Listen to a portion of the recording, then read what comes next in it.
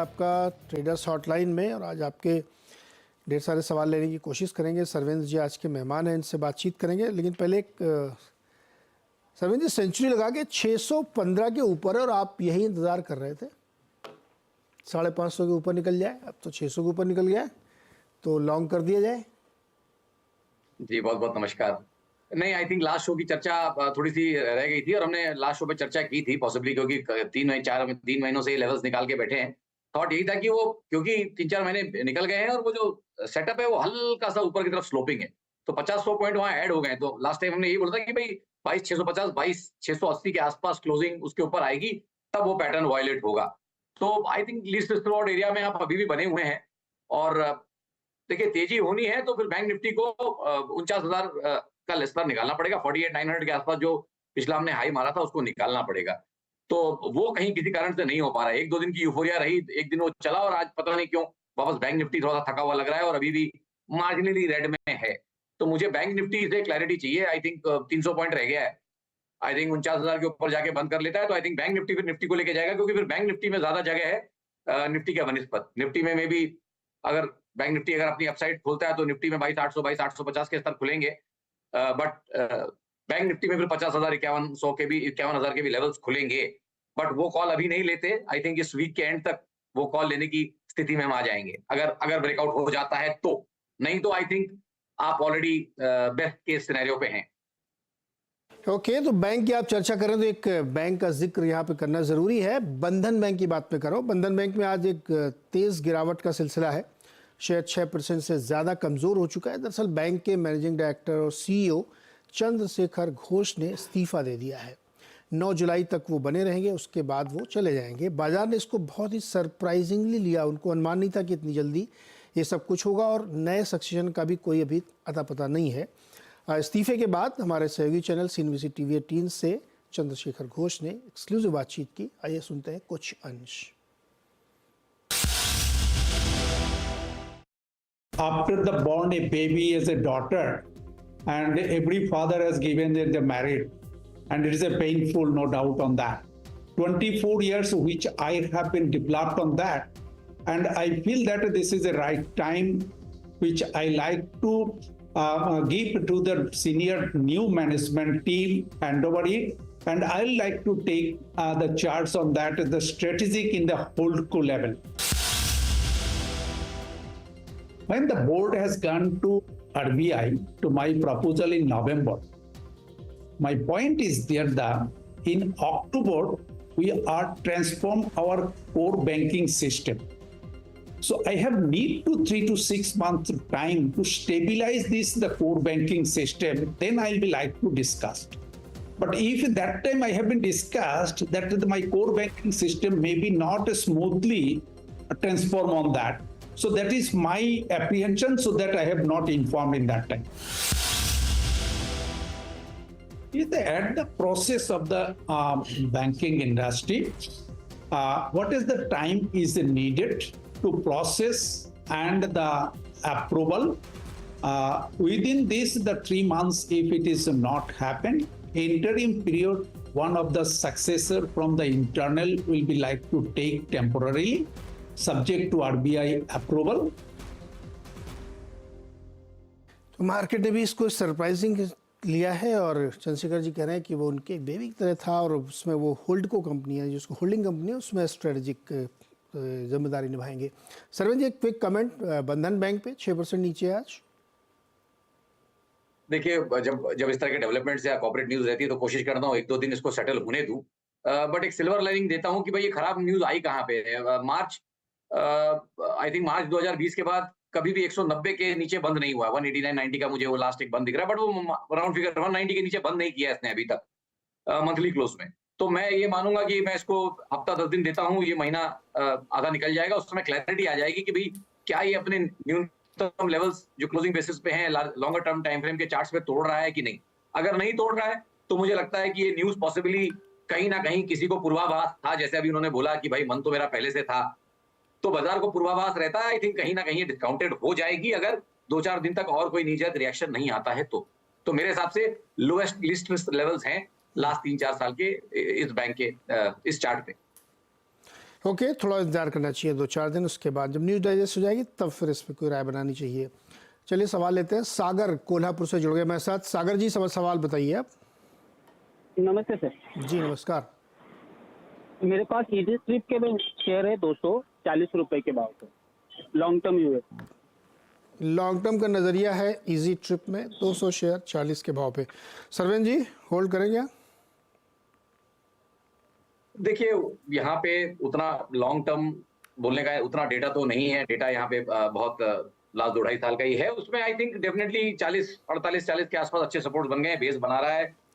2021 के बाद वो जो 2021 वाले हाई के आसपास जब बाजार था 18,400 के आसपास निफ्टी, तब ये 40 रुपए पे स्टेबलाइज हुआ था और अब 40 के नीचे जाता नहीं है। तो 38-40 पे अच्छे सपोर्ट्स हैं, मैं इनको ये बोलूंगा और इनको 6-12 महीने का व्यू देता हूँ। I think as long as 38 के नीचे नहीं जाता है, ऊपर में तकरीबन 60-62 के स्तर यहाँ पे आने चाहिए। ओके, अगला सवाल है के द्विवेदी का प्रयागराज से। द्विवेदी जी बताइए। सर जी नमस्कार। जी नमस्कार। प्रयागराज से हम कमलकांत द्विवेदी बोल रहे थे जी। आपका शो हम करीब 2-3 साल से देख रहे हैं। मैं एक इन्वेस्टर हूँ जी। और मेरे पास सर मेरे पास कैंपस है और लक्ष्मी ऑर्गेनिक है। ओके। 300 के भाव पे हमारा करीब कैंपस है और 293 के करीब हमारा लक्ष्मी ऑर्गेनिक है। मैं लॉन्ग इन्वेस्टर हूँ, क्या कर सकते हैं सर? ओके सरवीन जी, एक एक करके लेते हैं। लक्ष्मी ऑर्गेनिक्स और 293 की इनकी खरीद है। जी जी 250 चल रहा है अभी, क्या करना चाहिए इनको? देखिए अभी जैसे हमने बंधन बैंक डिस्कस किया, काइंड ऑफ सिमिलर चार्ट है। अब दो भिन्न नाम है लेकिन चार्ट तकरीबन सेम बन रहा है और मैं यही बोलूंगा कि भाई लास्ट 2.5-3 साल के लोएस्ट एरियाज में चल रहा है। तो आई थिंक 210-220 के सपोर्ट्स रहे हैं लास्ट 2020-21 से चार्ट दिख रहा है मुझे। तो मेरे हिसाब से ट्रेड में बने रहे हैं यहाँ पे और आई थिंक डेफिनेटली इनके यहाँ पे पैसे बनने चाहिए। और अगर ये 210 के नीचे नहीं जा रहा है तो आई थिंक ऊपर में 300-320 के स्तर ये 9-12 महीने में छुएगा और उसके बाद फिर इसको एक बार और इस पे दोबारा चाहे ये राय ले लें। बट फिलहाल क्लैरिटी ये आ रही है कि 210 के नीचे नहीं जाता है तो तकरीबन 320 तक के स्तर 9 से 12 महीने में आएंगे लक्ष्मी ऑर्गेनिक के लिए। ओके, और कैंपस एक्टिवियर 300 रुपए पे लिए इन्होंने। देखिए यहाँ पे मुझे थोड़ा सा डिसअपॉइंटमेंट दिख रहा है क्योंकि अब 22-23 का चार्ट है और फिलहाल जितना भी इसका प्राइस हिस्ट्री है, अपने हिस्ट्री जितनी भी इसकी प्राइस हिस्ट्री है उसमें न्यूनतम स्तरों से के आसपास चल रहा है। तो रिवर्सल्स के तो कोई साइन दिख नहीं रहे। चार्ट उतना बड़ा है नहीं कि मैं इनको यहाँ पे लॉन्ग टर्म बोल पाऊंगा, तो माफी चाहूंगा, मुझे पास करना पड़ेगा ये। ओके, तो ये राय बन रही है इसमें। कैंपस और लक्ष्मी ऑर्गेनिक्स में चार्ट बहुत अच्छा अभी भी नहीं दिख रहा है। अगला सवाल है मनोज कुमार का दिल्ली से। मनोज जी पूछिए। सर नमस्कार दोनों आपको। जी बहुत बहुत नमस्कार। NHPC है मेरे पास में 90 रुपये 70 पैसे के हिसाब से। 90 रुपये 70 पैसे में क्या करना चाहते हैं? गाइड आप करें। अच्छा होगा तो लॉन्ग पीरियड भी रख सकता हूँ, 2-4 साल में कोई दिक्कत नहीं उस समय। अच्छा हुआ तो सरवेन जी, अच्छा हुआ तो NHPC को होल्ड कर सकते हैं, अदरवाइज बाहर। नहीं देखिए नीरज जी, स्टॉक अच्छे तो बहुत हैं, बहुत अच्छे स्टॉक हैं, तो अच्छाई में कोई बुराई नहीं है इसके। बट आपकी टाइमिंग भी आप देखिए, आप कहाँ आए हैं। 20 रुपए की चीज जब 90 रुपए हो गई है तब जाके आपने कहीं इसको लिया है।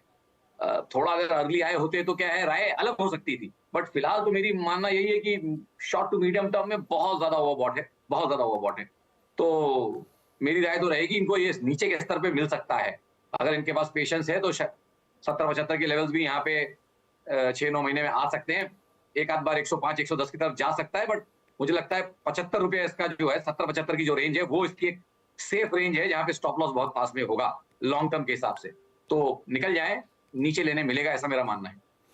तो अभी इसमें से निकलिए, जब और नीचे आएगा 70-75 के आसपास तब इसमें री एंट्री आप कर सकते हैं। अगला सवाल है घोषित का गुरुग्राम से। घोषित जी नमस्कार। Good morning sir. Good morning. Good sir, आपका नाम घोषित है? हाँ जी सर, अरे वेरी इंटरेस्टिंग, वेरी इंटरेस्टिंग, बहुत अच्छा नाम है मतलब ये। थैंक यू तो सर। बताइए सर, क्या सवाल है आपका? सर एक्चुअली पहले तो मैं FNO ट्रेडिंग करता था निफ्टी, बैंक निफ्टी में, तो उसमें मेरे को 2,28,000 का लॉस ऑलरेडी हो चुका है। तो वो सब छोड़ के मैं इक्विटी में आया हूँ, जिसमें मैंने अभी आईओसी पे इन्वेस्ट किया था 50,000 रुपीज।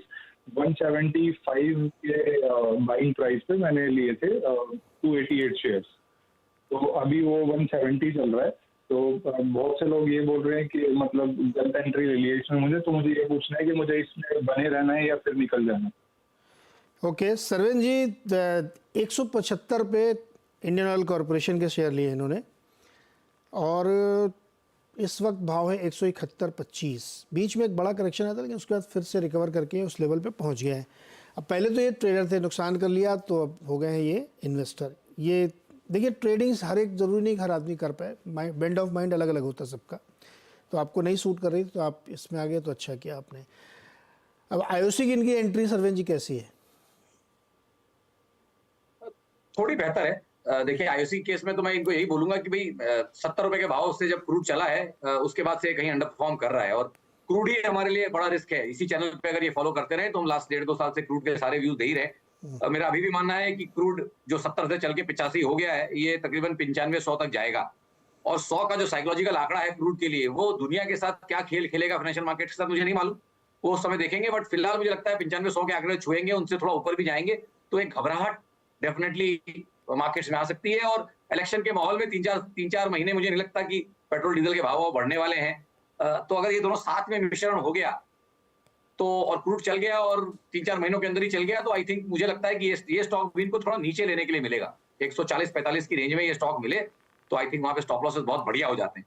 तो अब इनको राय यही दे सकता हूँ कि थोड़ी क्वांटिटी इन्होंने डाली है, खड़े रहें, लंबे अवधि के लिए खड़े रहना चाहते हैं, स्टॉक बहुत अच्छा है, पैसे इनके मोस्ट लाइकली बनने चाहिए, तो बने रहें। और अगर 140-45 आए तो थोड़ा और एवरेज करें।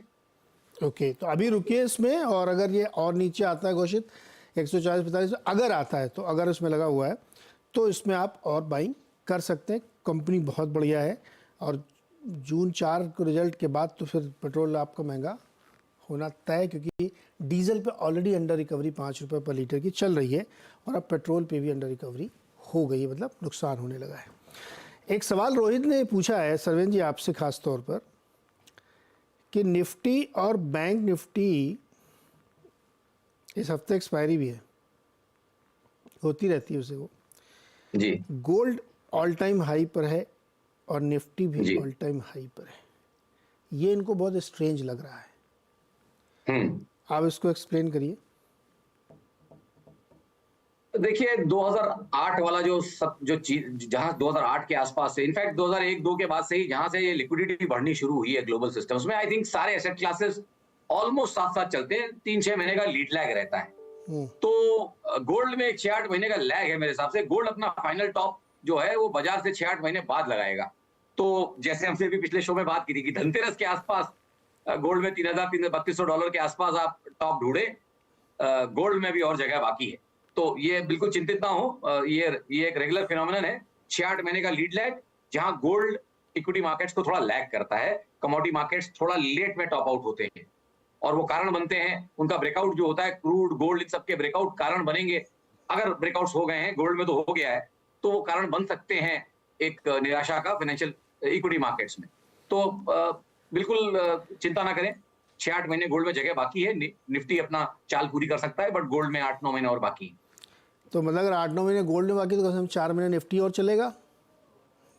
नहीं तो वही 7-8 महीने का लैग है। तो अगर गोल्ड में 8 महीने बाकी हैं तो निफ्टी, जैसे मैंने बोला, अपने फाइनल पड़ाव पे हो सकता है। अगर ब्रेकआउट नहीं हुआ, जैसे हम शो के स्टार्ट में चर्चा कर रहे थे, अच्छा, तो निफ्टी अपने फाइनल पड़ाव पे हो सकता है। 3000 का भाव रुपए में कितना बैठेगा इधर भारत में धनतेरस के दिन? देखिए 1 लाख पार होना चाहिए जो हमने कॉल लिया है लास्ट उसमें 3000, अब की बार 3000 और 1 लाख। अब की बार 3000।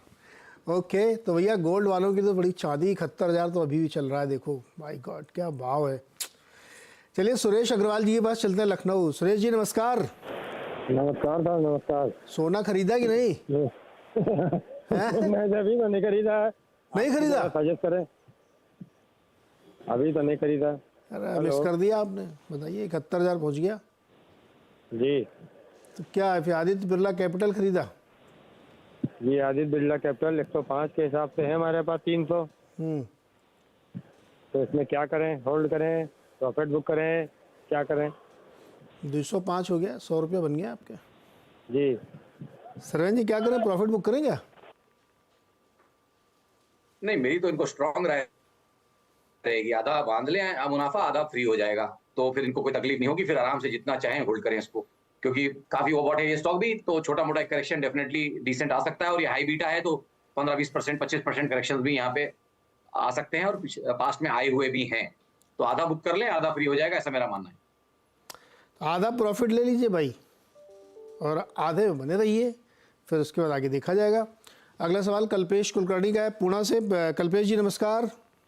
सर नमस्ते sir, good morning. Good morning sir, बताओ जी। सर हमारे पास हैप्पीएस्ट माइंड है जो काफी दिनों से हमको अनहैप्पी किए जा रहे हैं।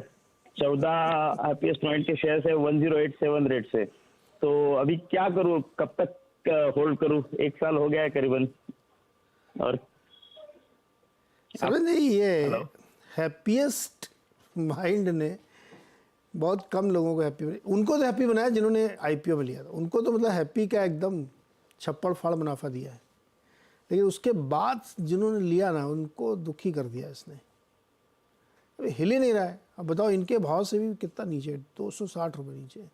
क्या करना चाहिए हैप्पीएस्ट माइंड में, क्या करें कि हैप्पी हो जाए?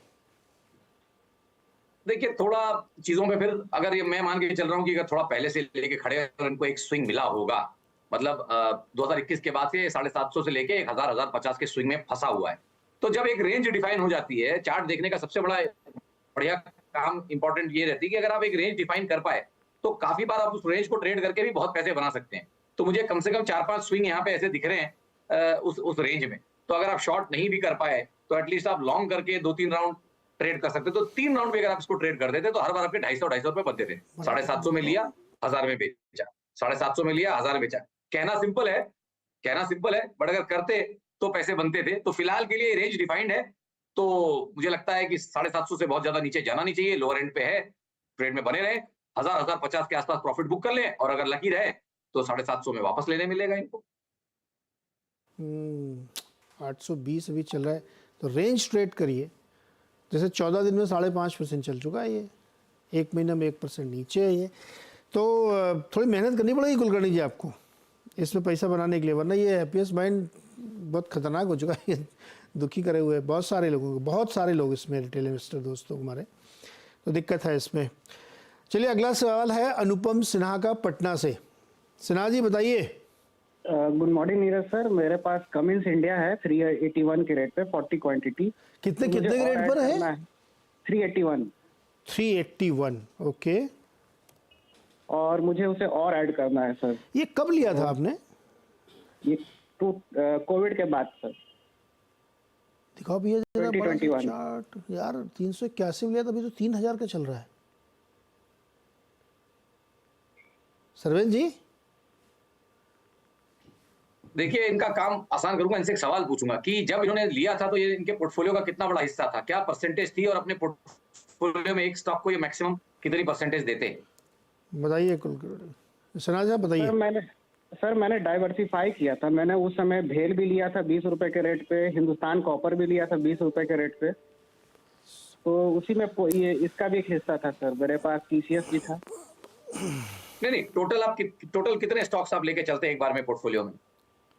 सर अभी तो मेरे पोर्टफोलियो में 20 स्टॉक्स हैं। Very good. तो 20 स्टॉक्स अगर आप लेके चल रहे हैं, मतलब 5% का आप मैक्सिमम एलोकेशन एक स्टॉक को करेंगे, उससे ज्यादा नहीं करेंगे। 1-2% कम ज्यादा, ओवरवेट अंडरवेट वो चलता है, बट एक एवरेज आप 5% का एलोकेशन करेंगे। तो आज आप जाके अपने पोर्टफोलियो को देखिए और समझिए कि क्यूमिंस आपके पोर्टफोलियो का कितना बड़ा हिस्सा बन चुका है, और उसको 5% तक वापस लाइए। बस आपको यही करना है, उतना बेचिए ताकि आपका इसका एक्सपोजर 5% रह जाए, तो उतना प्रॉफिट बुक कर लीजिए आप यहाँ पे। समझ में आया सिन्हा जी आपके? सर मैं ऐड करूं कि नहीं सर? नहीं, आप दोबारा समझिए। आप जैसे मान लीजिए आपने 100 रुपये है आपके पास, आपने 20 शेयर खरीदे, तो 5-5 रुपये सब में डाले एवरेज, और आपके पोर्टफोलियो में 20 हैं।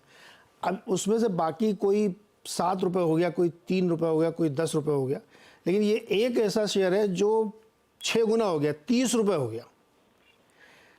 तो आपका जो एलोकेशन है ना 5-5% 20 में, वो थोड़ा सा डिसबैलेंस हो गया। अभी ज़्यादा हो गया, अभी हो सकता है आपके पोर्टफोलियो का 20% हो, तो इसको घटा के 5% करना, मतलब आपको इसमें से कुछ शेयर बेचना है, प्रॉफिट बुक करना है। तो सरवेन जी आधा आधा बेचें क्या? नहीं, आई थिंक आधा नहीं 1/5 बेचेंगे तो 1/5 या 1/4 भी बेचेंगे तो आई थिंक डिसेंट रहेगा इनके लिए। ये पूछा था कि ऐड करना है कि नहीं करना है, तो मैंने उसका जवाब दिया कि ऐड तो बिल्कुल नहीं करना है, रिड्यूस करना है, रिड्यूस। हाँ तो वही तो 40 शेयर है इनके बाद, तो 10 बेच लें कम से कम। 10 कम से कम बेच लें तो काफी हद तक इनका पोर्टफोलियो में इनको प्रॉफिट भी बुक हो जाएगा और इसकी वेटेज भी कम हो जाएगी, क्योंकि अगर यही स्टॉक घट गया इनका ज्यादा तो हाँ। इनका पोर्टफोलियो की जो इनका पोर्टफोलियो का जो इनके पोर्टफोलियो का बीटा है वो बहुत हाई रहेगा, तो इसका बहुत ज्यादा पार्ट हो जाएगा उसमें, तो ये थोड़ा बुक कर ली। तो सिन्हा जी मुद्दा ये है कि इसमें से 10 शेयर आप बेच लीजिए और प्रॉफिट थोड़ा अंदर ले आइए, बाकी 30 बने रहने दीजिए। तो उससे क्या होगा कि आपका जो एलोकेशन है वो भी बैलेंस हो जाएगा और बाकी फिर आपको कोई नई अपॉर्चुनिटी आएगी तो खरीदने के पैसे रहेंगे। लेकिन आपने बहुत अच्छा ट्रेड लिया है, इसके लिए आपको बहुत बहुत बधाई। 381 वाला माल 3000 का, 20 रुपये में BHL लिया, वो 250 रुपये का। तो आप बहुत अच्छे स्टॉक पिकर हैं, इसके लिए आपको बहुत बहुत बधाई। और आप पेशेंटली रुके रहते हैं, धैर्यवान बने रहते हैं, इसके लिए दूसरी बधाई। तो डबल बधाई है सिन्हा जी के लिए। और वो भी देखिए कहाँ बैठ के, पटना में। शानदार, बहुत अच्छा काम किया अनुपम जी आपने। अगला सवाल है गौरीश जी का, बेंगलुरु से। गौरीश जी नमस्कार। नमस्कार sir, good morning sir. Good morning sir, मेरे पास कोटक बैंक के 71 शेयर्स है सर। एवरेज करके वैल्यू हुआ है 1796। मुझे 3 मंथ्स का ये था सर, वेटिंग है। 3 मंथ्स के इसके टाइम पीरियड के साथ जा रहा हूँ, तो मेरा क्या होगा, मतलब कितना टारगेट तक रेट रुक सकता हूँ सर? 3 months only? हाँ सर, क्योंकि मेरा शॉर्ट टर्म का ये है। ओके, और आपकी बाइंग है 1796? हाँ सर, 1796 प्राइस है सर। ओके, ये प्राइस स्क्रीन पे चेंज करो, 1796। सरवीन जी 1796 पे उन्होंने लिया है और 1788 चल रहा है, 7 रुपये करीब इनके प्राइस से कम है अभी। व्यू चूंकि एकदम क्लियर है कि शॉर्ट टर्म के लिए लिया है, पैसा बनेगा 3 महीने में, कुछ ऊपर जाए तो बेच लें। नहीं, शॉर्ट टर्म ट्रेडिंग करते हैं तो स्टॉक पिकिंग गलत है इनकी यहाँ पे। और उदाहरण मैं बैंकिंग में ही दे देता हूँ। 3 महीने पहले ये 1900 का भाव था, अभी अब 1780 का भाव है। 3 महीने पहले SBI 600 का भाव था और अभी 750 का भाव है। तो अगर शॉर्ट टर्म ट्रेडिंग करते हैं तो स्टॉक पिकिंग बहुत जरूरी है।